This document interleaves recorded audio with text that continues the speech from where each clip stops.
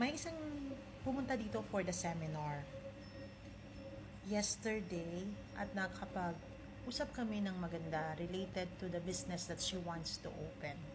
So basically, ang gusto niya lang talaga is maging busy. And I told her, why do you want to be busy? Sabi niya, I'm a nursing assistant. I will not share your name, don't worry. Hi, ma'am. You know who you are. And my story is like this. I have a cancer. And thanks God, maganda daw yung insurance niya, kaya that's how important it is. Na check na may cancer siya, kaya umuwi siya sa Pilipinas at tinry niyang kunin yung kanyang anak. And then, yung anak niya, may 3 siyang anak. Yung panganay niyang anak, may jowa na, mas busy na yun doon. So, syempre, malungkot siya. Yung bunso niyang anak, which is only 18 years old, nagkaroon na rin ng jowa. Babae. We can say the favorite or the apple of the eye. Binilan niya ng 2 years na visa.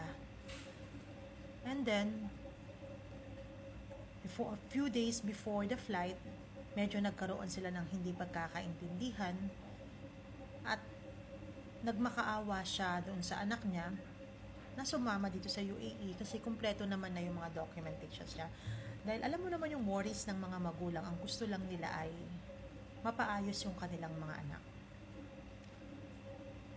Hanggang sa nagkalubog-lubog siya sa utang, nirebook niya ng mga tickets, rebook agad, rebook na naman. Nagmamakaawa siya sa anak niya na sumama na sa kanya dito sa UAE to think katatapos lang ng opera niya. And the only way that she will become happy is to be with her daughter and she will be satisfied na maging mas maayos yung future ng daughter niya. Pero mas pinili ng daughter niya na sumama doon sa kanyang jowa, which is only 17 years old. Hanggang sa nag-give up na lang siya, sabi niya kailangan ko bumalik talaga at kailangan ko maghanap buhay dahil kailangan pa siya ng mga anak niya na nag-aaral ng college. I asked her, humihingi pa ba ng tulong sa'yo yung anak mo? And sabi niya, hindi, sabi naman nila, kaya na nila, pero I'm still insisting na tulungan sila. Ang dahilan kung ba't siya nagpunta kahapon dito is just to have a business, to open a license. And I'm helping her to open a license. I'm so happy na sa akin pumupunta ang ating mga kakababayan para po bumili ng kanilang mga visa.